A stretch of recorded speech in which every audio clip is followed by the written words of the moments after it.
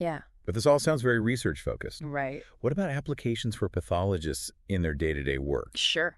I imagine they could benefit from this kind of specialized AI power too, right? Absolutely. And that's where tools like PathML come in.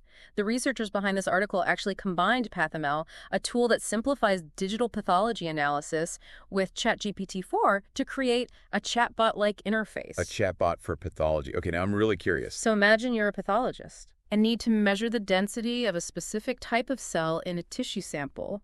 Instead of having to write complex code, you can simply ask this PathML ChatGPT-4 tool a question in plain English, just like you'd ask a colleague. So I could ask something like, hey, can you help me measure the density of these immune cells? Precisely. Aye. And the tool will not only understand your request, but will also generate the code needed to perform that analysis. Wow, so it's like having a coding expert at your beck and call, Right. but one who speaks plain English. Exactly. That could really level the playing field, making these advanced analyses accessible to pathologists and researchers who might not have extensive coding skills. That's exactly right. And this idea of domain-specific AI isn't limited to just digital pathology. It has the potential to revolutionize other areas of medicine and research.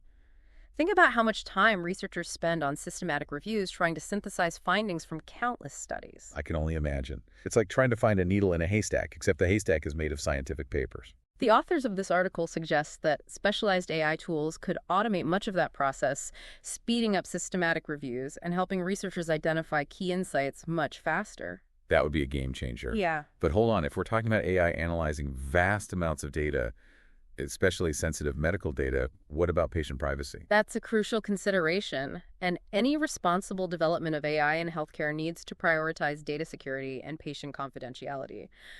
But let's not get sidetracked. We were talking about the potential of these domain-specific tools. Right. You mentioned other applications beyond digital pathology and systematic reviews. What else is on the horizon? Well, imagine AI tools that can help public health experts analyze massive data sets to identify effective interventions for disease outbreaks. Oh, cool. Or AI systems that can accelerate drug discovery by analyzing chemical and protein data. There are even tools like Chimberta and ProtGPT-2 specifically designed for those tasks. It seems like the possibilities are almost endless. But with all this talk about specialized AI, are we saying that general AI, like ChatGPT, is no longer relevant? Not necessarily. The authors actually see a future where general AI and domain-specific AI work together. You might start with a general LLM to explore a broad research question, and then once you have a more focused problem to tackle, you turn to a specialized tool for deeper analysis. So it's like using different lenses to examine a specimen.